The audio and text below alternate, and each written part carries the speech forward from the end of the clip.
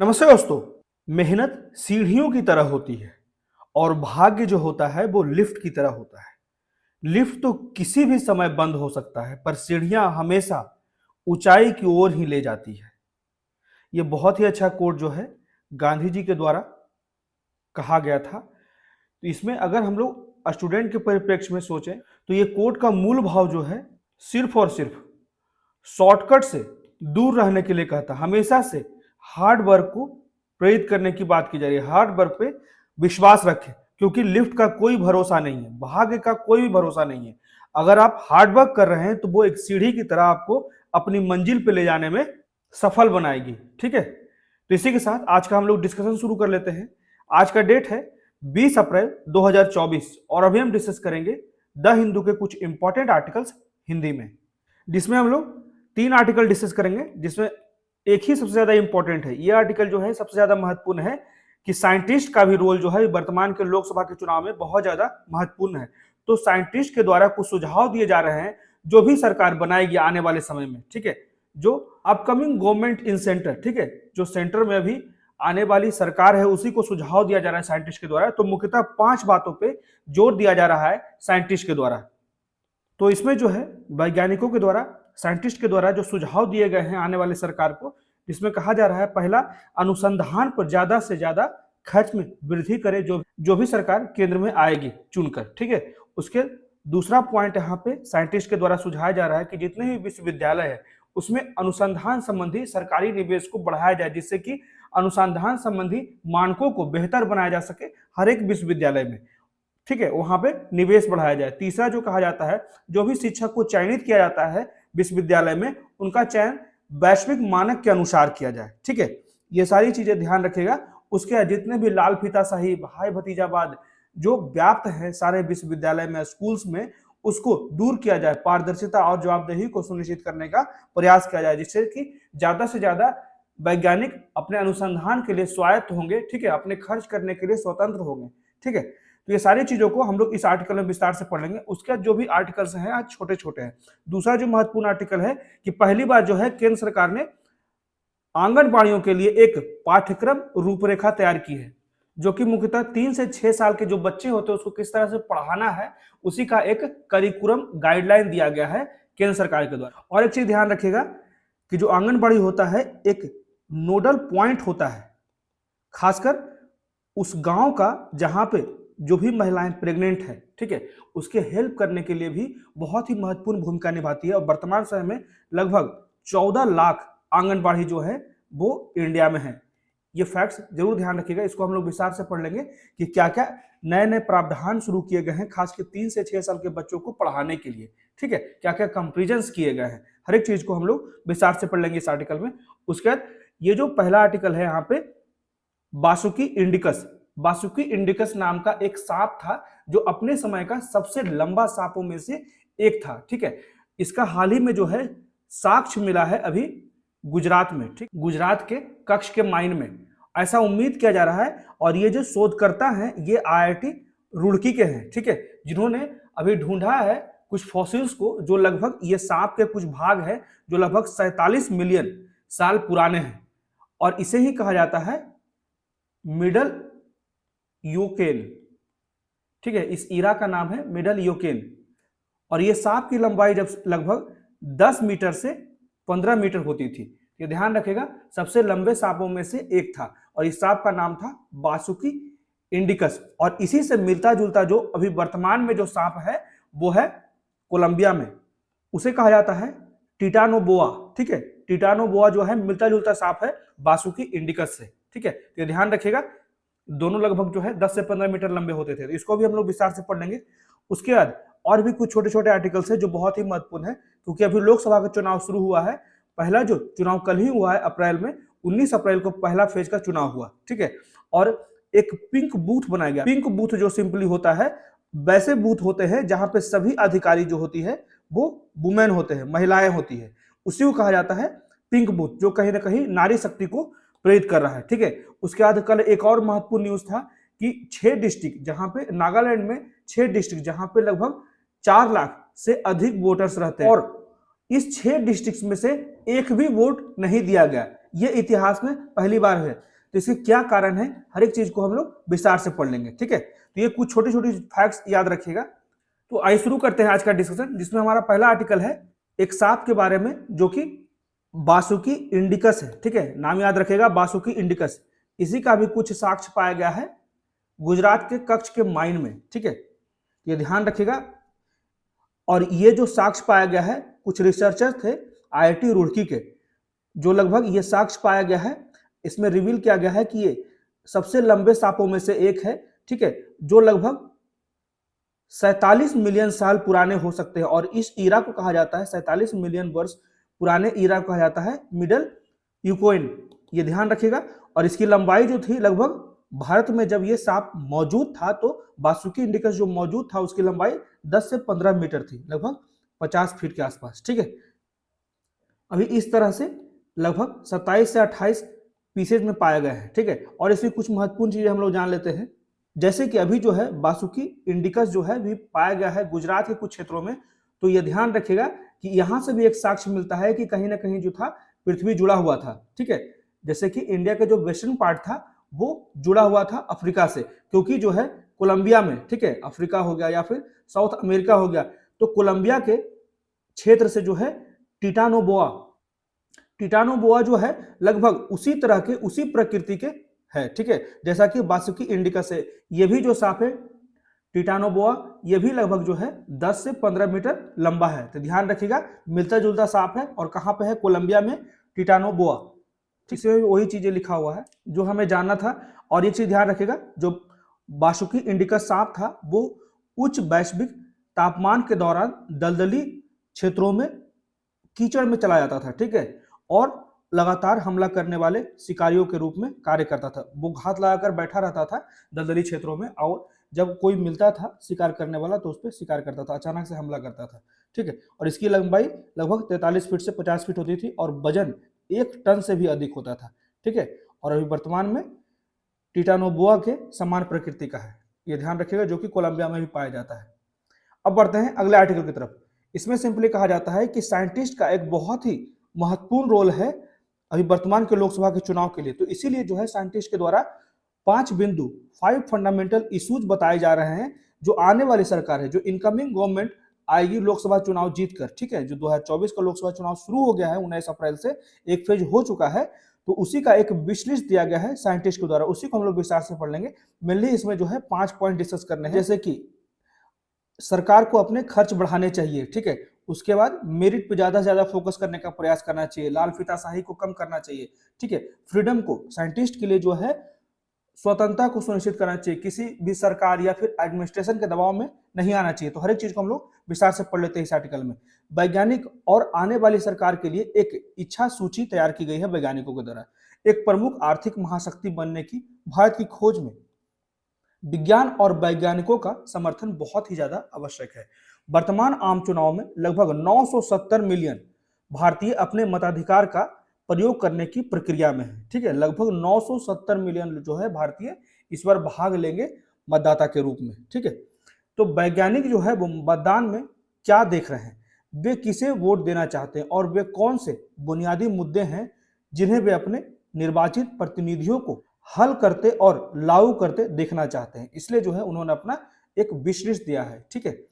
तो यहाँ पे 5 मूलभूत बताए गए हैं वैज्ञानिकों के द्वारा, जिन्हें वैज्ञानिक चाहते हैं कि नई सरकार हल करे और उनके निर्वाचित प्रतिनिधि इस पर तत्काल ध्यान दें। तो कौन कौन से मुख्य बातें हैं इससे, सरकार का निवेश बढ़े, खासकर अनुसंधान के क्षेत्र में, अनुसंधान और विकास में बजट के राशि के भाग में वृद्धि की जाए, ठीक है। क्योंकि वर्तमान समय में अगर हम लोग इस फिगर में तुलना कर लेते हैं तो इंडिया का सिर्फ और सिर्फ जीडीपी का 0.7% ही इन्वेस्ट किया जाता है रिसर्च में, वहीं यूएसए का देखिए 1.88%, यूके का 2.35, चाइना का 1.12, ठीक है। सभी का 1% से ज्यादा है, लेकिन भारत का जो है 1% से भी कम है।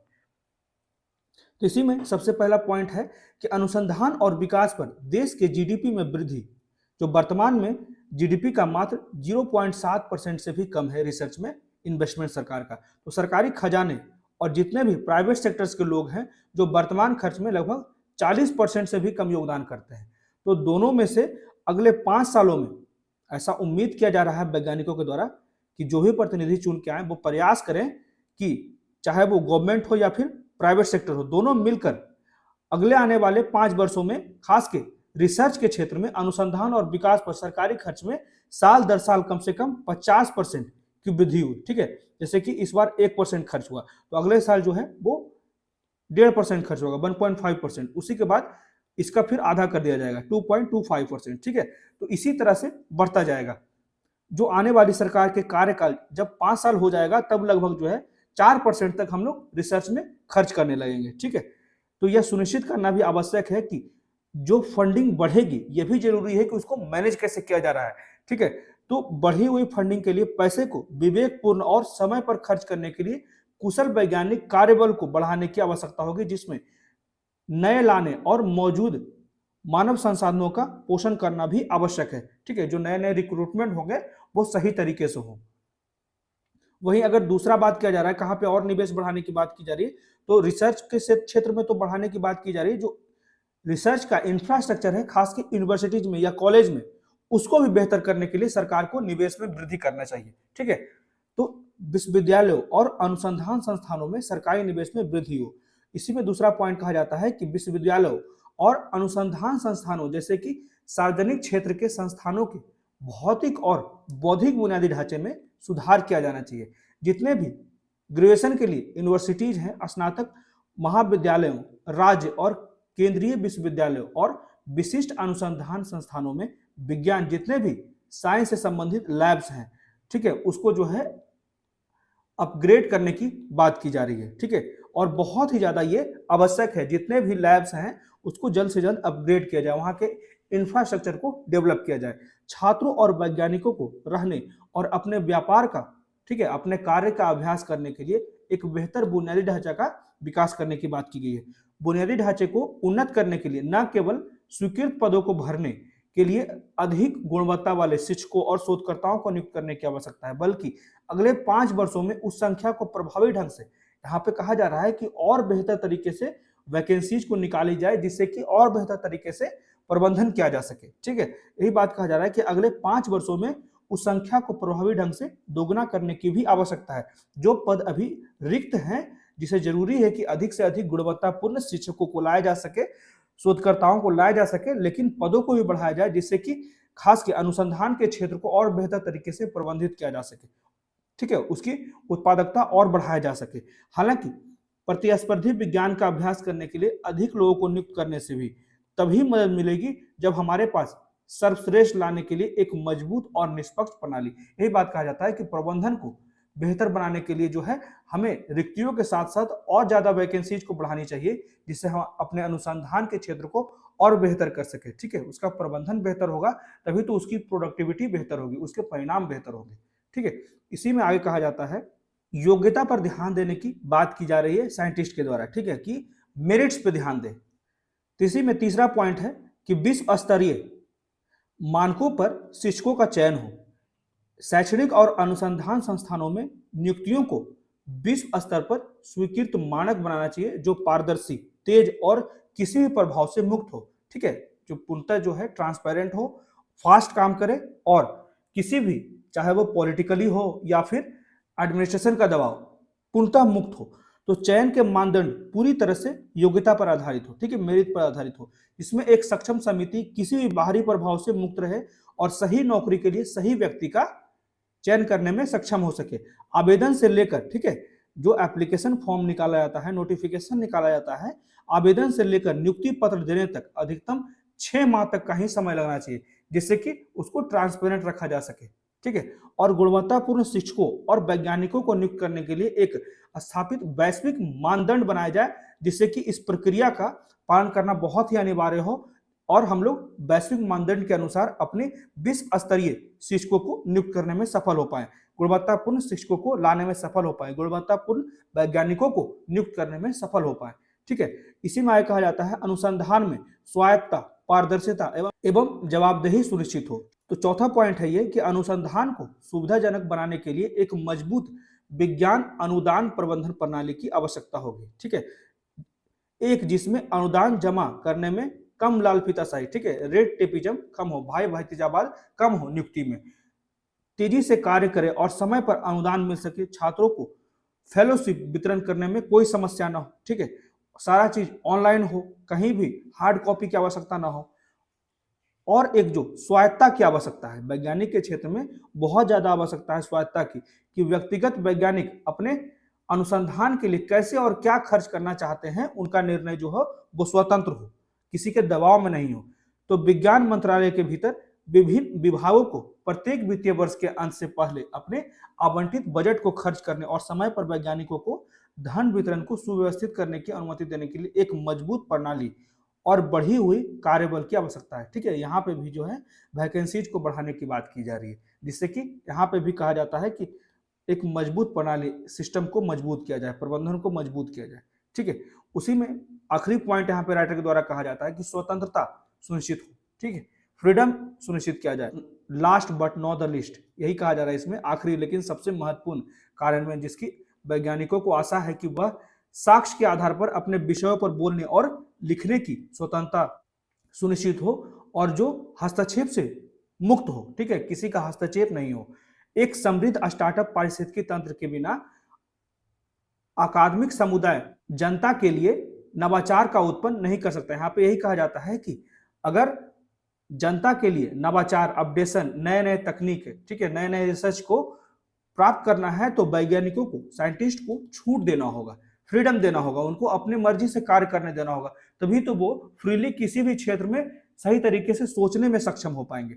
यद्यपि क्रमिक सरकारों ने भारतीय परिसरों में नवाचार और उद्यमिता को बढ़ाने के लिए बहुत कुछ किया है। नवाचार की सच्ची भावना तब आएगी जब आने वाली सरकार, ठीक है, व्यक्तिगत वैज्ञानिकों को कंपनी बनाने के लिए छुट्टी लेने की पूर्ण स्वायत्ता प्रदान करेगी, सही वैज्ञानिक कर्मचारियों को काम करने पर रखने में लचीलापन प्रदान करेगी, उनकी प्रयोगशालाएं अत्यधिक कागजी कार्रवाई और प्रशासनिक प्रक्रिया के बिना होगी, ठीक है, वहां पे लेस पेपर वर्क होगा, पेपर वर्क की कमी की बात की जा रही है, बहुत ही सिंपल प्रोसेस के द्वारा उनको नए नए रिसर्च करने की सुविधा प्रदान की जाएगी, और जहां भी उचित समझे वहां पैसा खर्च करें और राष्ट्रीय और अंतर्राष्ट्रीय सम्मेलन में यात्रा करने की स्वतंत्रता होगी, ठीक है। तो ऐसा करते समय वैज्ञानिकों को केवल प्रक्रियाओं का पालन करने के बजाय अपने विज्ञान की गुणवत्ता के लिए अपनी प्रयोगशालाओं से निकलने वाले उत्पादों, समाधानों की गुणवत्ता और प्रयोगशालाओं की गुणवत्ता के लिए जवाबदेह होने की आवश्यकता है। वह ज्ञान जो वे युवाओं के दिमाग को बेहतर करने के लिए बना रहे हैं और उसे प्रदान करने में सफल हो, अगर उन्हें ये 5 चीजें दे दी जाए, जैसा कि आशा किया जा रहा है साइंटिस्टों के द्वारा आने वाली सरकार से, ठीक है। तो इसी में निष्कर्ष में कहा जाता है राइटर के द्वारा कि भारत को 2050 तक दूसरी सबसे बड़ी अर्थव्यवस्था बनने की आकांक्षा रखने के लिए आने वाली सरकार को विज्ञान के क्षेत्र में आसानी से सुधार सुनिश्चित हो और वैज्ञानिकों को अत्यधिक नौकरशाही हो या फिर प्रशासनिक प्रक्रियाओं, कामकाजी कार्रवाई से दूर रखा जाए, पॉलिटिक्स से दूर रखा जाए, उन्हें सोचने की स्वतंत्रता दी जाए, ठीक है। नवाचार और उद्यमिता के माध्यम से समाज के लिए धन और नौकरियां पैदा करने में हमारे जो शोधकर्ता है, रिसर्चर्स हैं, वो बहुत ज्यादा समर्थन करते समय यह बेहद महत्वपूर्ण है कि आने वाली सरकार जो है वो मौलिक विज्ञान और ज्ञान सृजन में भी निवेश करे। तो वैज्ञानिक हालांकि संख्या में कम है, एक आवश्यक चुनावी ब्लॉक बनाते हैं जो व्यापक सार्वजनिक हित के लिए निर्णय लेने को प्रभावित कर सकते हैं। इसलिए जो है साइंटिस्ट की बात को सुनी जाए, ऐसा आशा किया जा रहा है, जो भी अपकमिंग गवर्नमेंट है अभी केंद्र में आएगी, ठीक है। अब बढ़ते हैं अगले आर्टिकल की तरफ। इसमें सिंपली जो है केंद्र सरकार ने अभी एक करिकुलम फ्रेमवर्क लाया है आंगनबाड़ी के लिए, मुख्यतः जो है 3 से 6 साल के बच्चों के लिए लाया गया है, ठीक है। यहाँ पे करिकुलम एडवाइजरी लाई गई है, जिससे कि किस तरह से 3 से 6 साल के बच्चों को पढ़ाना है, इसमें वीक वाइज रूटीन बनाया गया है, ठीक है। तो ये ध्यान रखिएगा कि जो प्री स्कूल लर्निंग होता है, खासकर आंगनबाड़ी में, तो लगभग 14 लाख आंगनबाड़ी हैं पूरे देश में, ठीक है। तो यही बात कहा जाता है ministry of women and child development के द्वारा जो है अभी national curriculum early childhood care education 2024 लाया गया है। उसी को कहा जाता है आधारशिला, ये नाम याद रखिएगा, आधारशिला, ठीक है। जो महिला एवं बाल विकास मंत्रालय ने राष्ट्रीय शिक्षा नीति, नेशनल एजुकेशन पॉलिसी 2020 और राष्ट्रीय पाठ्यचार रूपरेखा की तर्ज पर प्रारंभिक बचपन देखभाल और शिक्षा 2024 के लिए जो है आधारशिला, ये नाम याद रखिएगा, बहुत जरूरी है, आधारशिला शीर्षक से एक राष्ट्रीय करिकुलम लाई गई है, ठीक है, पाठ्यचर्या। तो इसमें क्या क्या लिखा गया आधारशिला में, तो आधारशिला के रूप में ये अनुमानित है, एक विस्तृत 48 सप्ताह का ये पाठ्यक्रम लाया गया है जो आंगनबाड़ियों में 3 से 6 वर्ष के आयु के वर्ग के बच्चों को सिखाने के लिए जो है ये करिकुलम है। ठीक है, भारत में 14 लाख आंगनबाड़ी हैं। ये भी ध्यान रखिएगा कि आंगनबाड़ी जो है ये भी बहुत महत्वपूर्ण भूमिका निभाता है, खासकर स्वास्थ्य और पोषण संबंधी जरूरतों के लिए, क्योंकि गांव में जो होता है स्वास्थ्य और पोषण संबंधी जरूरतों के लिए जो है आंगनबाड़ी एक नोडल बिंदु के रूप में होता है, ये भी ध्यान रखिएगा। ठीक है, तो एनसीईआरटी के द्वारा क्या कहा गया है कि नीति में चिंता की बात यह है कि बच्चे पढ़ना लिखना सीखे बिना ही स्कूल की सीढ़ियां चढ़ रहे हैं, जिससे उनमें उम्र के हिसाब से गणित और भाषा कौशल जैसे सीखने के स्तर हासिल करने में कमी आ रही है। यहाँ पे एनसीईआरटी के सर्वे में कहा गया है कि जो भी बच्चे जो हैं बचपन से, ठीक है, प्री एजुकेशन सही तरीके से प्राप्त नहीं कर पाते हैं, उनको आने वाले ऊंचे क्लास में बहुत समस्या होती है, खासकर मैथ्स को सीखने में या फिर नए लैंग्वेज को सीखने में समस्या आती है। इसी में आगे कहा जाता है कि 5 साल का एक सर्वे किया गया था अभी हाल ही में, ठीक है, एनसीईआरटी के द्वारा। तो इसी में क्या निष्कर्ष निकला कि प्राथमिक कक्षा तक के लगभग 42,000 भारतीय बच्चों पर यह शोध किया गया था, जिसमें पाया गया कि जिन बच्चों ने 6 वर्ष की आयु से पहले प्रारंभिक बचपन की शिक्षा प्राप्त कर ली है, उससे स्कूल में बहुत बेहतर प्रदर्शन किए हैं। जो बच्चे ने प्रारंभिक बचपन की शिक्षा प्राप्त कर ली है सही समय में 6 वर्ष से पहले ही, उसने आने वाले समय में स्कूल में बेहतर प्रदर्शन किए हैं और वे उन साथियों की तुलना में मनोवैज्ञानिक रूप से बेहतर रूप से अनुकूलित होते हैं जिन्हें कोई भी औपचारिक शिक्षा नहीं मिली, मतलब कि जो प्रारंभिक शिक्षा प्राप्त नहीं कर पाए हैं, ठीक है, उनसे बेहतर होते हैं जो 6 साल की उम्र में प्रारंभिक शिक्षा प्राप्त करने में सक्षम होते हैं। ठीक है, इसलिए जो है बच्चों को प्रारंभिक शिक्षा देना बहुत ही अनिवार्य है, खासकर 5 से 6 साल की उम्र तक ही। इसी में आगे कहा जाता है कि ये जो अभी आधारशिला दिया गया है एक सिलेबस टाइप का, ठीक है, रूटीन बना के दिया गया है, जिसमें शैक्षणिक गतिविधियां शामिल है।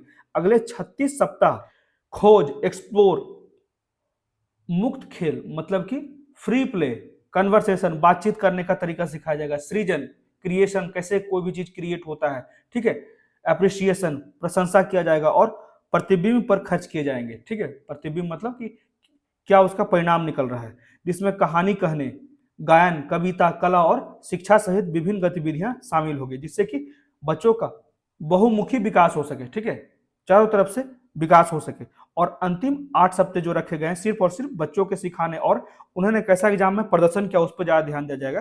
तो पिछले सप्ताह की सीख को सुदृढ़ करने और बच्चों के प्रदर्शन का अवलोकन करने में भी व्यतीत होंगे अंतिम 8 सप्ताह। ठीक है, तो गतिविधियों और समय सारणी को भी आवश्यक रूप से उम्र के अनुसार अलग किया गया है।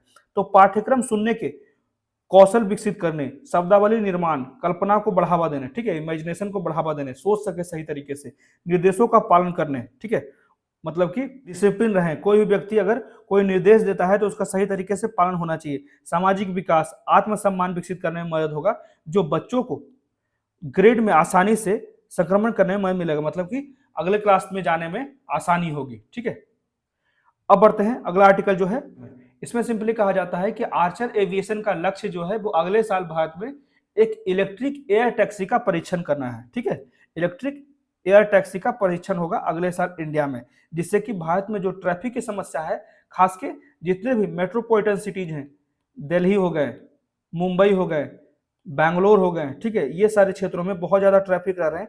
इसी के समाधान के लिए जो है इंडिया में एयर टैक्सी शुरू करने का प्रयास किया जा रहा है आर्चर एविएशन के द्वारा। ठीक है, इसी को हम लोग विस्तार से पढ़ लेते हैं। और ये एयर टैक्सी की खासियत जो है, ये एक इलेक्ट्रिक एयर टैक्सी है, ठीक है, जो कि भीड़ भाड़ वाले शहरों में लोगों को जो ट्रैफिक होते हैं उससे बचाने में मदद मिलेगा। इसी के लिए जो है एयर टैक्सी लॉन्च करने के लिए भारत की शीर्ष एयरलाइंस इंडिगो के साथ यहाँ पे कोलैबोरेशन किया जा रहा है।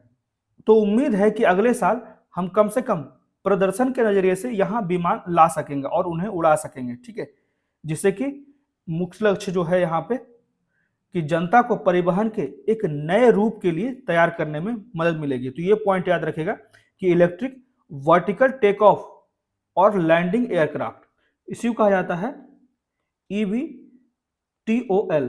ठीक है, इलेक्ट्रिक व्हीकल टेक ऑफ और लैंडिंग एयरक्राफ्ट, जिसे फ्लाइंग टैक्सी भी कहा जाता है। मुख्यतः जो है ये शहरों की ट्रैफिक को दूर करने के लिए एक छोटे स्थान पे लगभग 100 से 150 किलोमीटर तक जो है ये उड़ान भरेगा, वो भी कम ऊंचाई में। ठीक है, तो कम ऊंचाई वाले विमान यातायात से बचते हुए शहरों और हवाई अड्डों के बीच में यात्रा करेंगे, ठीक है, लेकिन वास्तविकता में बहुत सारी चुनौतियां भी उत्पन्न होगी, ठीक है। तो ये सभी चीज को यहाँ पे देख सकते हैं कि कहाँ कहाँ शुरू किया जाएगा ये सेवा। तो भारत की राजधानी नई दिल्ली, मुंबई और बेंगलोर शहर में ये सब सेवा शुरू किया जा सकता है, ठीक है। और मुख्यतः ये जो है लगभग 100 से 161 किलोमीटर जाएगा लगभग मात्र 7 मिनट में ही, ठीक है। तो ये ध्यान रखिएगा, बहुत ही कम समय में बहुत लंबी दूरी तय करने में सफल होगा और यहाँ पे लगभग 36 से 48 डॉलर तक खर्च आएगा, ठीक है। अभी जो है इस साल जो है आर्चर के द्वारा जॉर्जिया में अपने कारखाने में विमान का निर्माण शुरू किया जाएगा, ठीक है।